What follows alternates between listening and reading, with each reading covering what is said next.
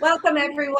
Hello. Welcome to the Mango Publishing Heart Wisdom panel. We have such an extraordinary set of people here today. We have Emily Thiroux Threatt and Dawna Markova and Brenda Knight. And we are going to be looking at love and respect for Hawaii. Both Emily and Dawna are in Maui. That's where they live. And we've just got so many areas to cover about how we can all offer support and love to Hawaii. And so I'm Sherry Richert Belul. My book is Say It Now, 33 Ways to Say I Love You to the Most Important People in Your Life. And I'm very honored to be here with this wonderful group of people. I'm just practically grinning seeing each of you. And before we have official introductions of the rest of our guests, Dawna has agreed. She always brings something that touches me deeply. So, Dawna, how would you like us to start off today?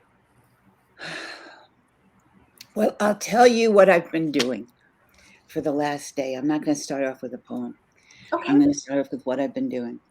So I'm 81 and a half years old. And so I decided to stop driving in order to increase the possibility that more people live on the planet because I'm creatively coordinated. And so my husband drives me places. And we've been, because of the fires have been within 2 miles of our house, and they've been all the way across the island to Lahaina, where a lot of the devastation happened. So we've done what many, many people here have done, which is to reach out in any way they can to what we call ohana. And the root of the word ohana means nest. But the interesting thing is when the voyagers came to Maui or came to Hawaii, they came in canoes for days and weeks across the Pacific Ocean. And so they couldn't bring trees, but they brought coconuts, among other things. So they kind of carried their nests with them. And they were looking for Aina after months and years on the Pacific Ocean on the water. They wanted land, they needed land. So what I've been doing, as Andy has been driving around and giving suitcases and food and all the rest, is I have been making these little purple hearts. And they're filled with seeds. Oh.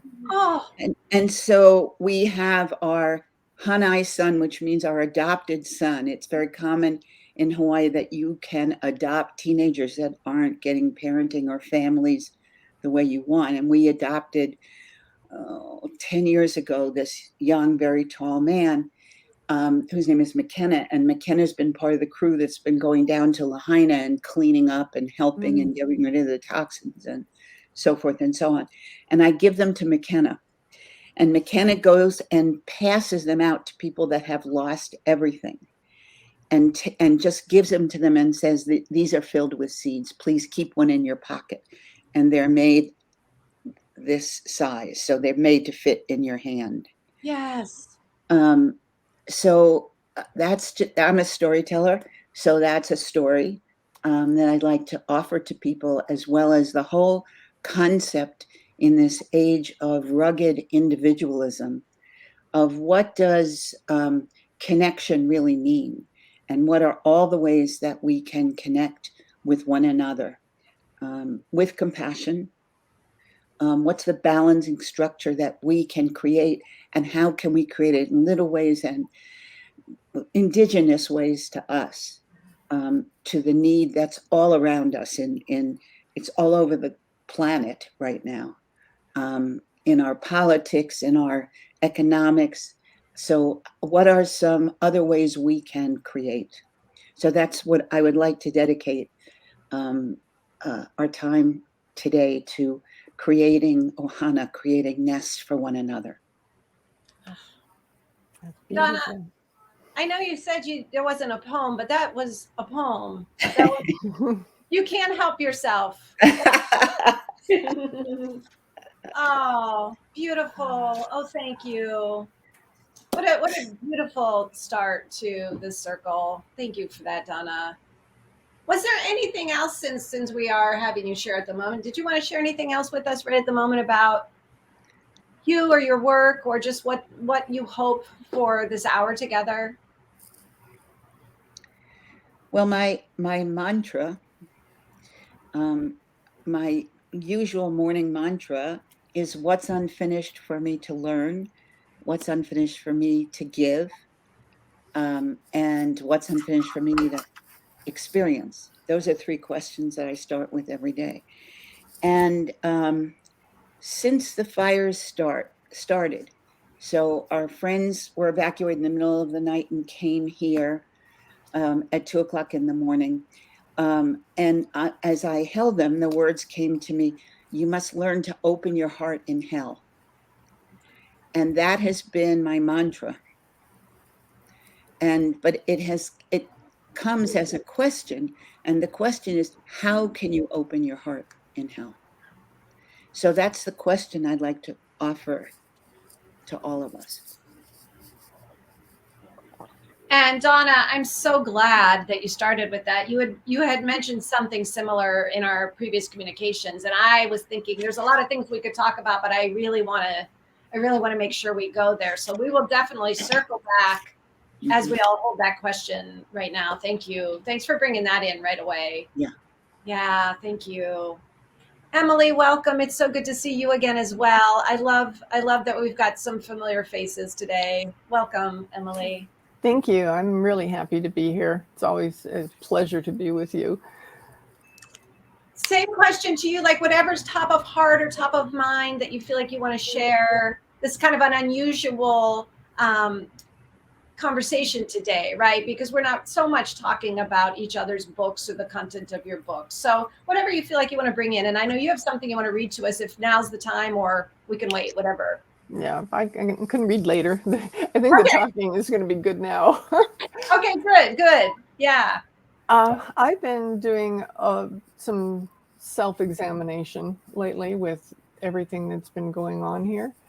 And I realized I moved here to Maui 8 years ago with my husband, who was ill at the time, and we got to be together here 2 years before he died. He'd lived here a long time ago and knew everybody that lived here, I think. But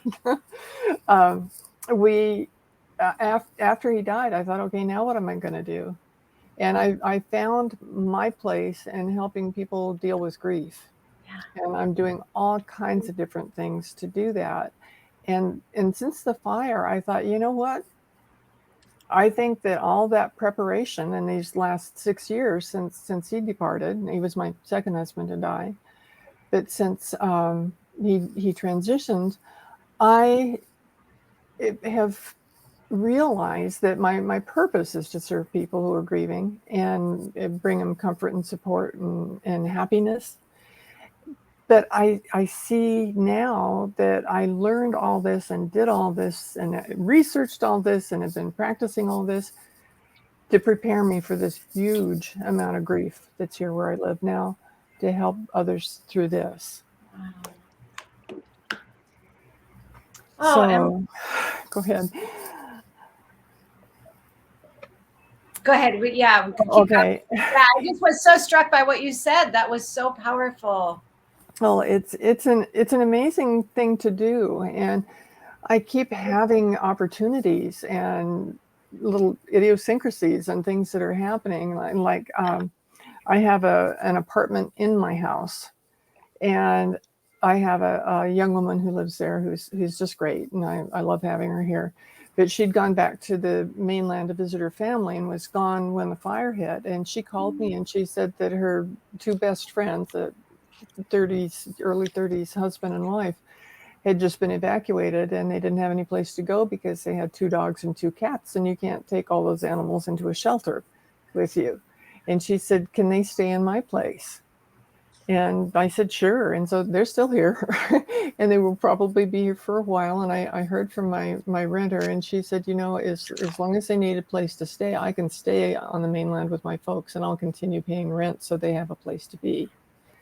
So it's everything seems to be like that on the island. It's like we keep having opportunities to give and serve and happen. And another thing that happened with me is there's a organization on the island called Nakiki o Emilia, and Kiki means children, and Emilia was the name of my friend's daughter, who had cancer when she was pregnant with her son, but they didn't discover it because they kept saying, "Oh, that's just pregnancy. We'll deal with it after you have the baby." And by then it had metastasized. So her grandson, or she lived till her son was 3 years old, but it was quite a ride. And she was a psychologist, and after her daughter died, she said, "I'm so concerned about my son, or my grandson, with growing up without being a mom and resources for grief, and we didn't have anything like that at the time." So with her background, she formed this nonprofit organization called Nakiki. It's the Children of Emilia. Oh. And I had set up with my friend, who is since retired from that job, but is still involved with it since she founded it, and she wrote a book about her experience. And so she asked me if we could together do a book reading at their auditorium down at the Cameron Center. And I said, that sounds like a great idea. This was all set up before the fires. And we did it a week after the fires hit. And we didn't know whether anybody was going to come or if it was going to be jam-packed crowded. And it was kind of in the middle.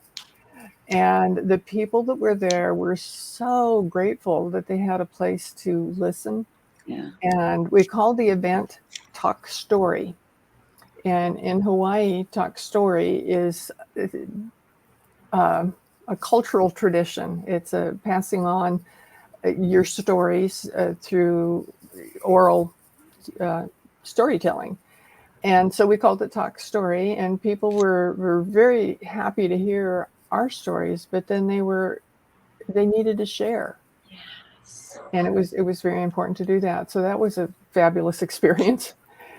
And then I have a good friend who's an artist, and she was teaching a 5-week watercolor class, and somebody dropped out after the first time, and she asked me if I'd like to come and attend, and I said, sure.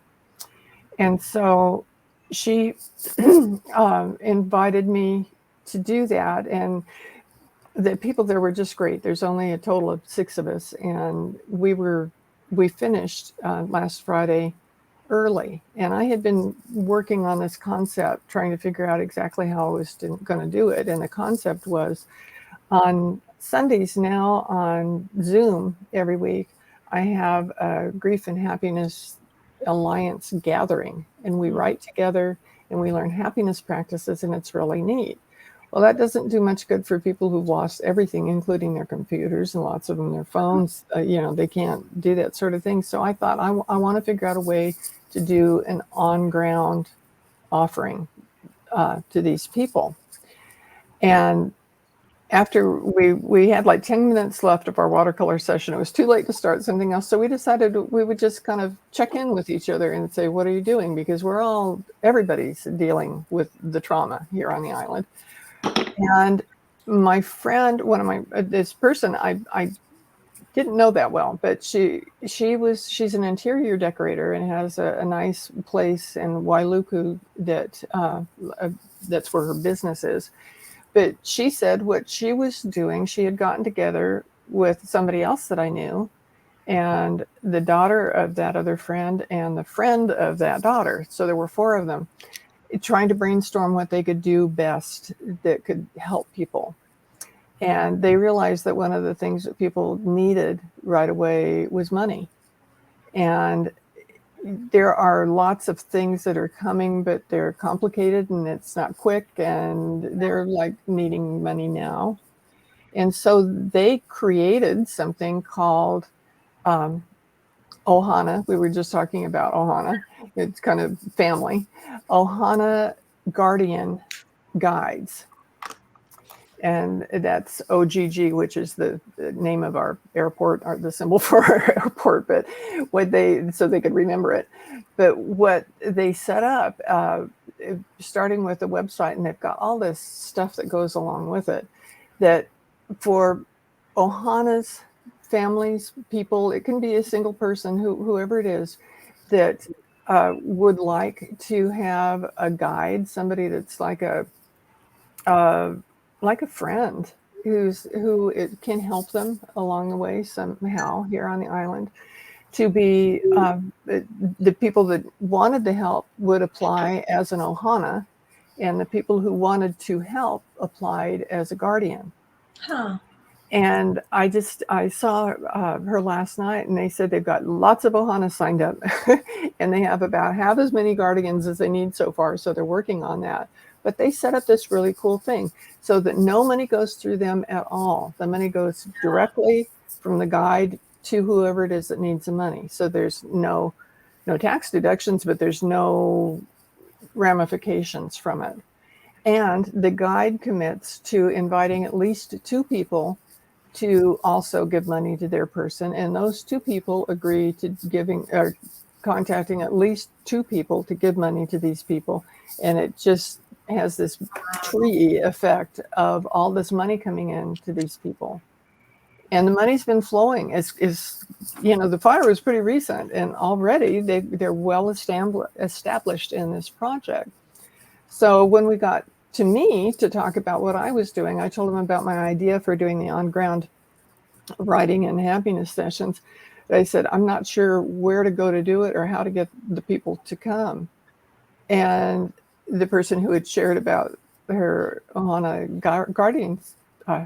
Guardians group, she said, well, you're welcome to meet in my boardroom at my business, because it's got a big table where people can put their journals and write. And we can refer the people that are the Ohanas to come in and have this. And everything's donated. It's all free that we're doing.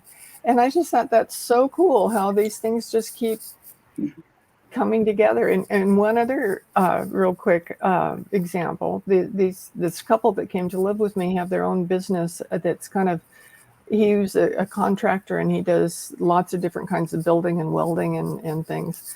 And when I was talking to him, I said, well, what do you do? And he was telling me about it. And somebody said, well, can you build me a shed? And he said, oh, yeah, especially a metal shed, because I love welding and I love doing it. And I said, so you're a qualified welder? And he said, yeah, I've got, and he told me all of his license and stuff.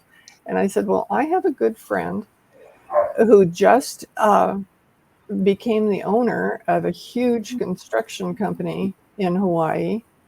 And they're what they do is steel. Like, they'll build the framework for buildings and stuff with steel. And she's kind of desperate because since she got the business, and now she's going to get a whole lot more business because there's going to be a whole lot of building here on Maui. She needs qualified welders.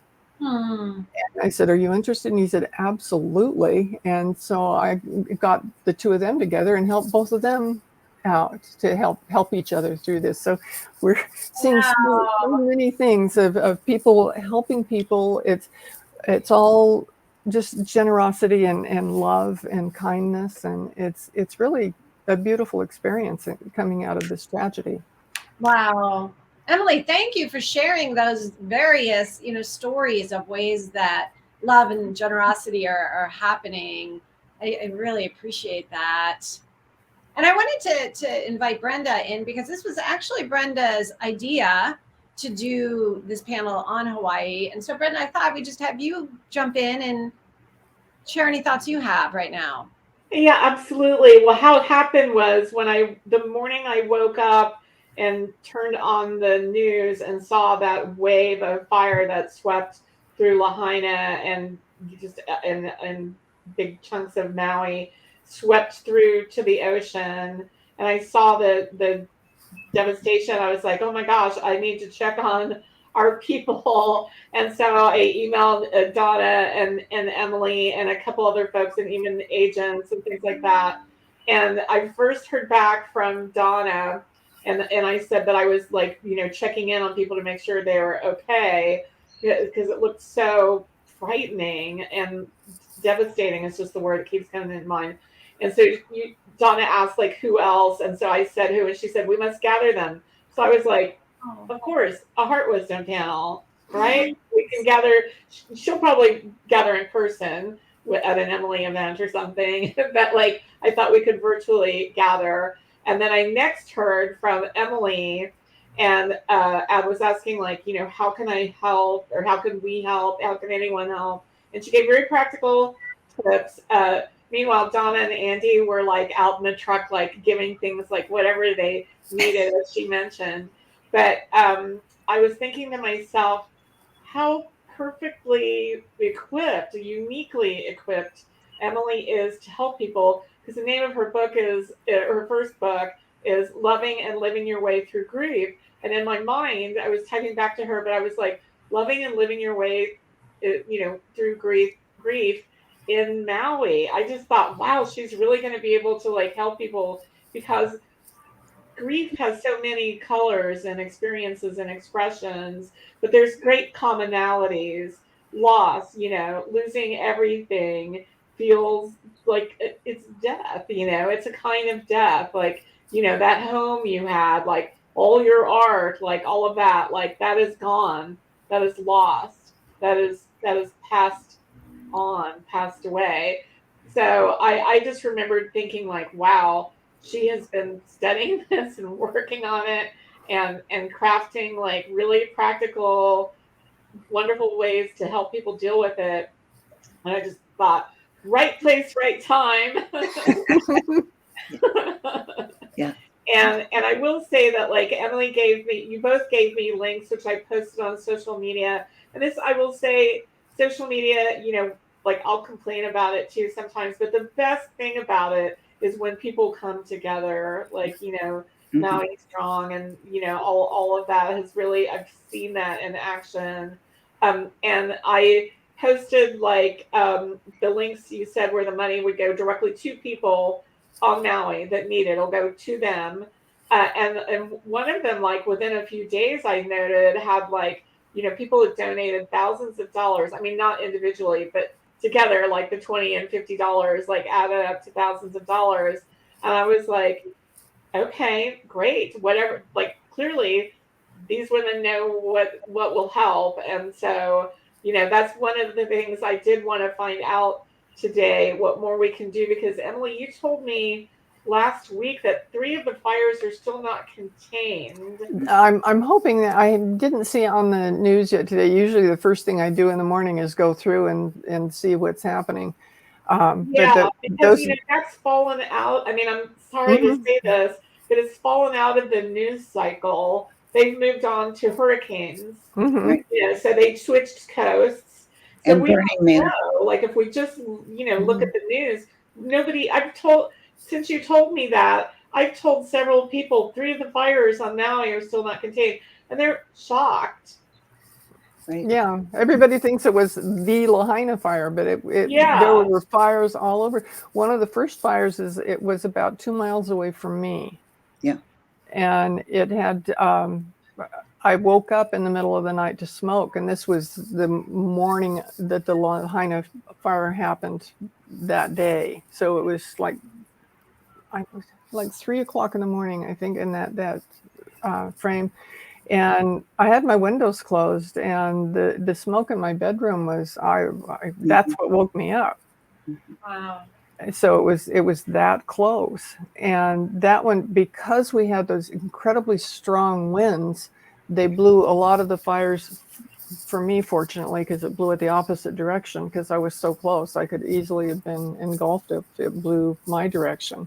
Right. But we have, I live on the side of Haleakala, which is a volcano. And because if you can remember how volcanoes are kind of shaped, they've got like lots of gulches in them that go down, and like the water will go down when you have a thing through the gulches, and then there's higher spots. Well, in those gulches is where the fires would get trapped down in there, because it would burn there, and the wind blew over the top, and so they were not easy to fight. And that's why the fires were hanging around. Fires aren't just instant to put out. And we had a lot of challenges in that Maui doesn't have that much regular population. There's a town in Central California called Visalia it's not real big. And when I was looking for how many people live on Maui, it was the same, just like a comparable population. So that's the people that we had, and we have limited resources like fire trucks and that sort of thing. And we did have the opportunity to have the water drops from helicopters from the military that could come over from Oahu. But we also had 80 miles an hour, 50-mile-an-hour winds. You can't take helicopters up in that. So there's all kinds of things that you wouldn't have thought of. And one of the first things that they did was ask the tourists to please leave because the resources were limited and we didn't know what was going to happen. And there's only so much we could take care of. The one hospital was overflowing. And so they left. So that's even fewer people to help and be around to do anything.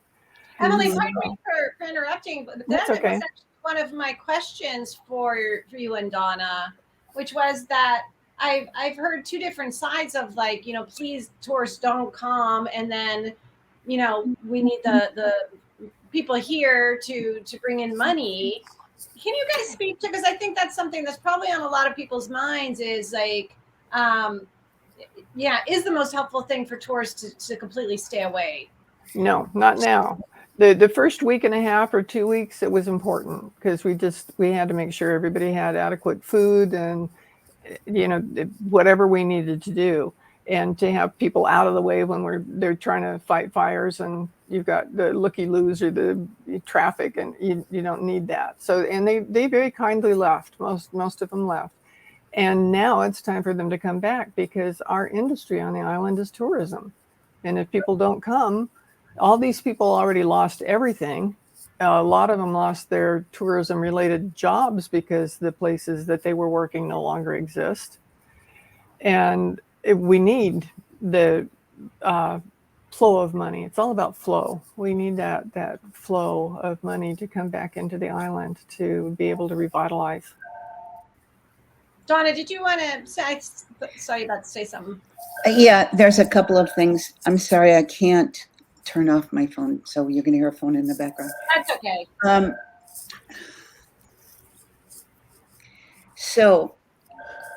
We are a nest. We are a living system. We are an ohana. And so, like Emily, the fires were 2 miles from our house. And however, when they said don't come, at the time of the fires, there were tourists on the beach in Lahaina who were snorkeling, watching people run out, their cars blow up, their house blow out, and run up and climb over the walls and get into the ocean to escape the fires. So the injunction not to come to Maui was incorrect. The injunction should have been don't come to Lahaina. Mm-hmm. So that's to begin with. There are now 18,000 cars parked all around the airport that are rental cars. Everyone I know that has a job on the island that's connected in any way to tourism is out of work. So we're back at COVID again. Yeah. This is exactly what it was like after COVID. So there are multiple layers of tragedy, of hell, that we have to open our heart in the midst of it all. Yeah. One is that people are out of work. That's one. Another one is contamination. So the fires that were closest to Emily and myself contaminated the water supply for a large portion of the people that live what's called upcountry. So because their water is from these valleys, and so their water was contaminated with benzene. And there's no way to purify benzene. So that means there are thousands and thousands of people without water. And so what they have done is they call them water buffaloes. All along the bottoms of the main road that goes up country, there are these big metal trucks filled with clean water, and people are coming with water bottles and plastic. So to get water for showers, to get water for cooking, to get water to drink, they have to go down to the water buffaloes to get the water and then bring it up. So consequently, a lot of local people that I know have gone mainland, what they call going mainland, because it's very hard to live like that. I've lived like that. It's very hard to live without clean water. So this is a systemic challenge to all of us. And the thing that is so remarkable about all the Hawaiian Islands, Maui included, is that we are a community of connection. That it is a multi-ethnic community. That's part of why Andy and I moved here, because Haoles, which means people with white skin, are not in the majority. There's Filipinos, there's Japanese, there's Chinese. It's remarkable how many different the ethnicities that live and connect in this nest that we call Maui.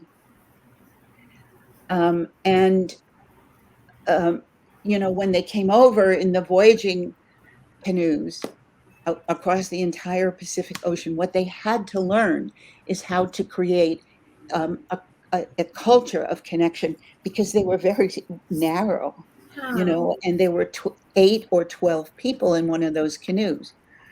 My husband, Andy, there's a Hawaiian canoe club all over Maui, and he goes every Sunday. And in those canoes, there is this secret, I think, to create a balancing structure to the isolation and alienation we're experiencing on the mainland. Because you must be in rhythm together. You must be aware of who's in front of you, who's behind you. You must be aware of balance, because there's an ama, this big arm that goes out on the side of the canoe that connects with the ocean. So you have to be aware in order to stay balanced, or the whole thing will turn upside down. You have to be aware of your environment, and you have to be aware of the source that's larger than you, meaning the ocean. And in the ocean, there are waves. And according to the Hawaiian tradition, each of us is like a wave, and we are connected by the ocean. And waves can do these amazing things. Waves can conflict, or waves can reinforce, or waves can go side by side. And because I think they were in those canoes for so many weeks and months, they learned to read everything and understand that everything that we talk about with spirituality is right there. Wow. Look, you want to know what God is? It's right there. You want to know what your purpose is? It's right there. You want to know what meditation is? It's right there in front of you. And all of that is being called now. We are obviously in a time of such imbalance. Every way you look, every place you look, turn on the news, ask your neighbor, it's imbalance. And if we can't balance this mindset of the rugged individualist with rugged connection, we're in trouble. It's really simple. And the canoe will overturn, and the ocean will go on, and the waves will go on. Although the ocean, unfortunately, I spoke of my Hanai son McKenna. What they're doing is they're trying to clean up the ocean. But part of the problem is that there are decomposing bodies in the ocean of animals and people. And so they're trying to keep the contamination closer to the island so it doesn't contaminate larger and larger and larger areas of the ocean. And nobody knows how to do that.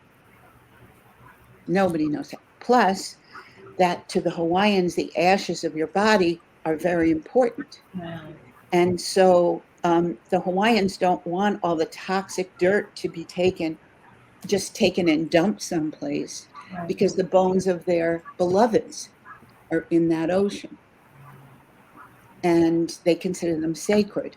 And what you do with them is a sacred practice. So they're trying to balance all these different forces, like in the canoes. What do we do? How do we separate out in ashes? What's my uncle from, what's benzene and what's all these chemicals? And what everybody is coming to, these are questions that we don't know the answers to. And if we don't learn how to think together, I shudder to think what it would be like if our senators and Congress people were on Maui making the decisions they have to make on Maui. So, so we all need to be in a place where we can open our hearts in hell and recognize the hell that we're in. We all just watched, or I just watched, because my son's friends, many of them were at Burning Man. And one of the interviewers that I heard said, was interviewing one of the people going out with mud. It wasn't just mud, it was muck. It's cement like muck. And he said, we have to take care of one another. We learned when we were walking out, we had to learn to take care of one another. We couldn't just leave somebody stuck in the muck. And he said, we have to learn to make the best of a bad situation. And while he's saying that, they're trying to get, that doesn't mean to make it good. It doesn't mean to take whipped cream and put it over the garbage of what's happening at Burning Man, what's happening in Canada, what's happening in Maui, what's happening every place around us. It means that if nothing else, we have to know what those voyagers learned, which is how to paddle our canoes, be aware of the ocean, be aware of who's in front of us and who's behind us, how to create ohana, nest, a community of connection. And we don't know how to do that. We don't know how.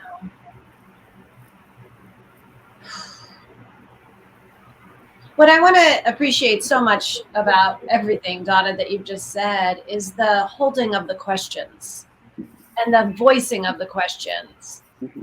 And, as much as I wanted to hear you say, okay, and this is how we can do it, it's such a gift when someone's asking the right questions. And you're right. It doesn't feel to me like that's happening in a connected kind of way. Yeah. There was, let me just, go ahead.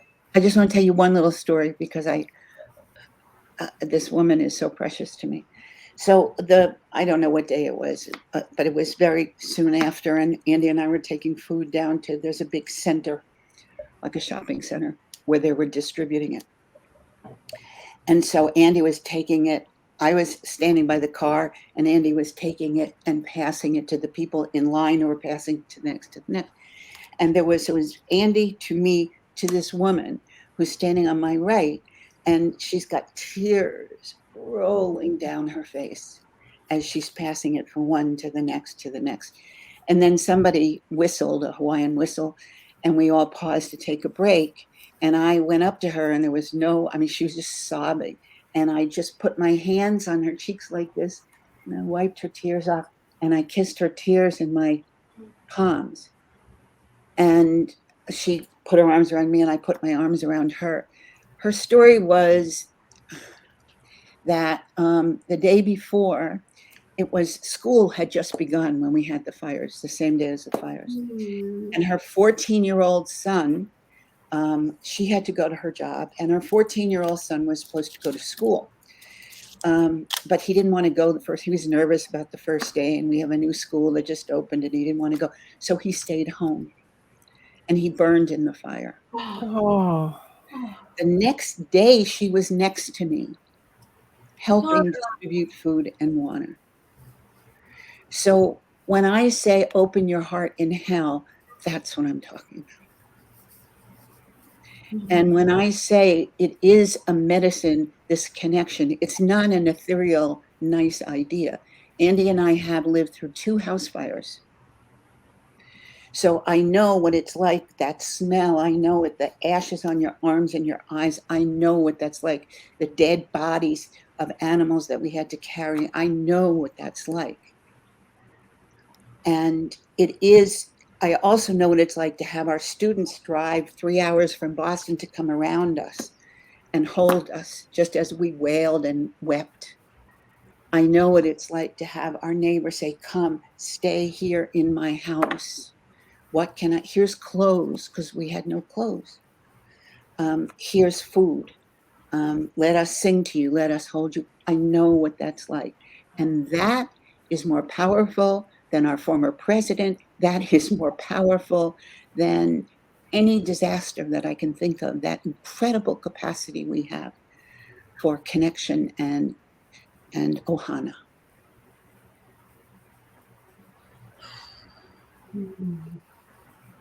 And yes, the money helps. There's no question the money helps. Yes, the money is needed. There's no question. Yes, the tourism is needed, or we'll lose the rest of our economy the way we did, and there'll be more suffering. Yes, all of it is needed. And yes, the understanding that we are all just one little wave in this big, huge ocean, and the remembering what is the rhythm at which we can reach? What is the rhythm at which we can receive? Wow. Brenda, was there something that you wanted to? Sure. Yeah, I was just going to say that one of the authors we work with is Rashani, the mandala artist, and who worked with Thich Nhat Hanh and was part of his last book that we published. And I didn't hear from her for 3 days, and I was starting to get really worried and like contacting people I know. And so she's fine. I'm happy to report she's fine. She just, and I was thinking, well, maybe she just doesn't even have internet. Like, that seems like it would be something that would happen. You lose everything, you lose internet too. So that's what was happened. But I asked her, like, what can we do? And she said, send love to Lahaina. So I guess if there's practical things that we could do specifically for that community, that seems like it was the most devastated. Like, I would love to know any specifics that we have. Howie's do for Lahaina. Well, I think I've known Rashani for years and years, as you know. I think that that's too small a perspective. Mm-hmm. Because they have here, I'm going to go lateral and come back to what you said very briefly. When we first moved here, one of the reason that I didn't want to move here is they have these huge spiders that are called cane spiders. And they are, at least the ones around here, are the size of tarantulas. I mean, they're really big, but they're black and yellow. And they create these amazing webs. And they don't bite, although it took me 3 years of living here before I believed that. But what is amazing about those webs is that I have watched them and watched them. When the sunlight hits them in the morning, is glorious to see. When something happens, when there is a bird that flies or a fly that lands on the web of a cane spider, which is very, very big, the whole web vibrates. So, and they are cherished by the local people. They don't make food from them. They're just cherished because if you have to be at the right time and you have to look in the right way and you have to kind of have soft eyes in order to see the web. And then you see the connection. Otherwise, there's just this big black and yellow thing hanging. So I think I'm saying that to you because it isn't focused on Lahaina. Lahaina right now is ash. The people of Lahaina, there's someone in Lahaina who just found a home in our house, which is the other side of the island. I mean, the need is in people that have no water. Try living without water for 3 weeks. That's not easy. Or having to, live out of a little container of water. It is the whole. It is not just Lahaina. Lahaina is where most people visit or many tourists go, so it gets a lot of publicity. But it is the system. And to say, send your money to Lahaina or focus on Lahaina is like saying, when you put a canoe paddle in the ocean, it's this place in the ocean that you have to push again. It's not. So we are all being asked to be aware of the whole. And so organizations that support the whole, if people want to give money, which is desperately needed, they need to give money to organizations that support the whole of the system, not just the one part of the system that is now burned in rubble. Mm-hmm. Yeah. And the best people to understand that are the local ohana, the local people on the island. So anything that supports the Red Cross on the island, for instance, is an organization that will make sure, with the exception of the food kitchen, because the World Kitchen is remarkable. And we went for one afternoon just to go volunteer because it's such a wonderful place to be, Jose Andres. So give money to Jose Andres and the World Food Kitchen because they're doing amazing things. So I don't say that as a criticism. I say that as just an expanding of awareness of this chain spider web that we're really all part of. Well, yeah, and I just want to jump in here, Dawna, to say that I feel like it was so profound for me to hear what you were saying, because I know myself, like a lot of people, right? And I talked to you about this, right, when it happened, like, where can I send money, right? And there's something about that it's like, I'm seeing while I'm listening to you that it's like what you're saying is to feel the connection. It's not just like, okay, good, I've sent some money, good for me, Right. that it's like there's so, like what you're saying. I mean, I love that you keep using the ocean metaphor. What you're saying is, right, like I might be focused on that tiny drop of water, but you're saying, please look at the ocean, and that there's so much more. And this is what I'm so grateful for, this conversation today. I know we're all trying to balance too. It's like people want practical things to do. And as you started us off with, how do we open our hearts in hell? How do we sit with that? How do we allow that question, as hard as it is, when many of us probably just want to, like the news, like what Brenda was saying, oh, it's not even in the news, because we want to just like, okay, fine, One of the things about the oceanic cultures that is really helpful for people to know is we polarize, of course, either or, west or east, but the oceanic cultures are a third entity. They are the pivot between either and or. And so for them, Aina, which is land, is a citizen. It's a voice. It is the web that holds the spider. The oceanic cultures are so different that we can barely even understand that it isn't people here and then this and then this and then this, that the land and the ocean have a voice and they speak to us. The water has a voice and it speaks to us. And so all of that must be both embraced, and we have to realize how dumb we are when it comes to this kind of awareness that in any conversation, if you're making a circle, you leave a space for the Aina to speak. What is the Aina saying? What is the ocean saying?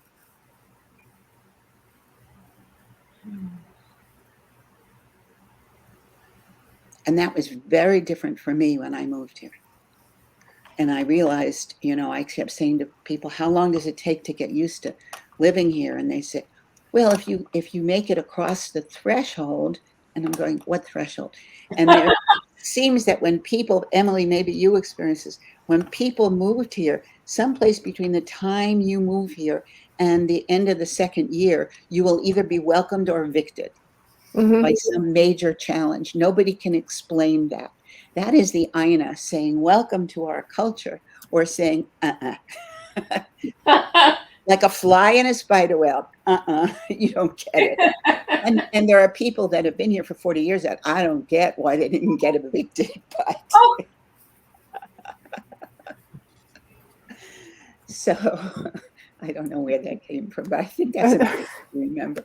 So there's a certain respect you have to come with, and a respect that, as in the Latin respectare, to reconsider again, to see it again as if for the first time, to find spirit again in whatever it is, that even if it's a spider in a spider web. Emily, I have a question for you, because I know, I recently asked you to write an afterword and how to grief tips, like for a Mango book on grief. So I know you've thought about this and been probably applying it and helping people with it. But is there one tip that that transitioned from your loss of a loved one kind of grief to the Maui grief? Is there one that we could sort of hang on to and use as a takeaway? Oh, that's a really good question, because I think of a couple of things. One of the things people are always asking me about, what do you do in early grief when all of a sudden, especially you don't, even if somebody's been sick for a long time, you don't expect them to actually die. And when that happens, what I tell them to do is to practice self-care, because so many times they just don't. And you have to do that. You have to take care of yourself. It's that old, put the oxygen mask on yourself first. You can't help or do anything for anybody else if you don't. That it's very critical to do that. And my big thing is to encourage people to write. I'll give people a blank journal or something as that instead of flowers, because it's very important to be getting things out. And your brain can be like a sieve early on, and you'll go, but I know that happened, but I don't remember. But if they write it all down, then it can be very helpful to them, and that can get them in the habit of writing for healing. Sudden losses have an extra special shock to them that, like, I think shifts the grief. It's ineffable. I can't even really explain it, except that I think that it elongates the sense of shock, like, because when it happens just very suddenly, like, you can barely wrap your mind around it. I mean, it's still like, the news cycle is ignoring the Maui fires now, but like, it still just happened. I mean, to me, it's still very recent, still very fresh. It's still a sudden loss. Yes, it is. And the thing is to honor your feelings, to pay attention to that it's okay to be sad about your loss. I every once in a while will get kind of choked up and teary just out of the blue, and I didn't know anybody who died in the fire. I know people that are affected by it, but what happens is I'll start to think about that what happens with all the people.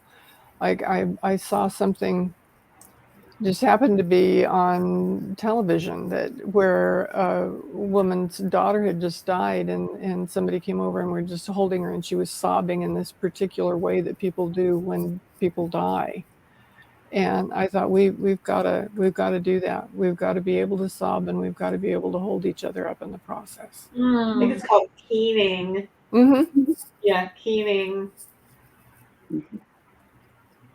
Well, right. And Emily, that kind of is for me another clue, right? That it's like, again, I think it goes back to a lot of what Dawna was saying too about, we need to connect, right? So we need to, I think often, this is my experience in our culture, is that we want grief to be over, and any kind of grief, any kind of, we just want to be done and move on to something, more positive. And so to me, what that's telling me, what you're saying too, is like with everything in life, right? To create a space a space, right, for people to be able to go through everything that they're going through with this loss. And that seems very important. It is. I have a podcast, and I did an interview once with a father who lost his son. His son went through college, graduated from college, and right after he graduated was diagnosed with cancer, and it was kind of rapid and progressive. But his son had just this wonderful attitude toward things, and he didn't want people feeling sorry for him. And so people would come to see him and visit him, and they'd start getting teary or sadder, and he goes, "Hey, what's good about today?" Mm-hmm. And if you can focus, they said they've used that with all the stuff that they've done in honoring him, is this idea of what's good about today. Yes, we've had a huge catastrophe, tragedy. I can't even think of the worst words to use to describe what's happened here. But lots of us are still alive. Lots of us are doing incredibly beautiful, wonderful things to help strangers out and open our arms and our hearts to them. So we need to focus on that, on what's good and what we can do, not on what we can't. Can I offer one other thing? Yeah. Emily, something you said just raised it to my mind. And I'm thinking also of Burning Man, I guess burning, the fires. It's all, my brain is making little threads of connection as it does. Of course, money, and of course, presence. But there's something else that people could do, which is when you are having a particularly joyous moment, you're dancing, or you've just made something that tastes delicious, or you've made love. Once I asked, one of my teachers was a man named Milton Erickson, and he had polio, and he was very handicapped in many ways. He hadn't walked since he was, 18 or 21. And I said, Milton, you've been so significant to me and so important. And what can I give to you? And he said, climb the mountain. And he pointed to this mountain outside of Phoenix. And he said, I'll never be able to do that. So go climb it and make sure you enjoy every step, and then send it to me, the joy. And I loved him. He was a teacher of mine for 27 years. So I did that. And I climbed and I climbed and I climbed. It's sweating hard. I'm not an athletic mountain climbing type person. And at the top, I put my arms. I said, this is for you, Milton. And the lesson was much bigger, as every lesson with him was. So I would ask that every time, I'm not suggesting that you should do it when you make love, but why not? Every time you experience an orgasm, send it to the people of Maui. Wow. Send it to the people, we certainly in the mud that are trying to get out of Burning Man, the 80,000 people in their fancy vans. Send it to the people in Canada. Send it. If you have a fabulous breakfast and you really love it in your own kitchen, when you enjoy it, send it. Send it out to where it's needed, because that's the true spirit of connection that the Hawaiian people are about. That's the true spirit of ohana and what it really is to make a nest. So that's my last my last suggestion, my last invocation, my last invitation is that's another way people can make contributions. There are many ways we can make a contribution of connection in some way, in addition to money and food and caring.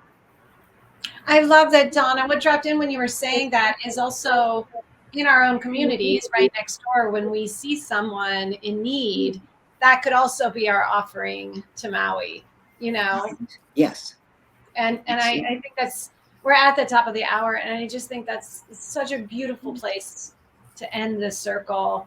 There's been so much, and I'm so grateful. Emily, Dawna, Brenda, I think this was such an important conversation, and I know we could have gone many more places with it, but I feel like there was a lot that you brought. Thank you so much. Yeah. Thank you for having us. Ahui ho, until our spirits touch. Ahui ho. Hui ho, aloha. Ahui ho. Ahui ho. Mwah. Thank you. Mahalo. Mm. Mhm.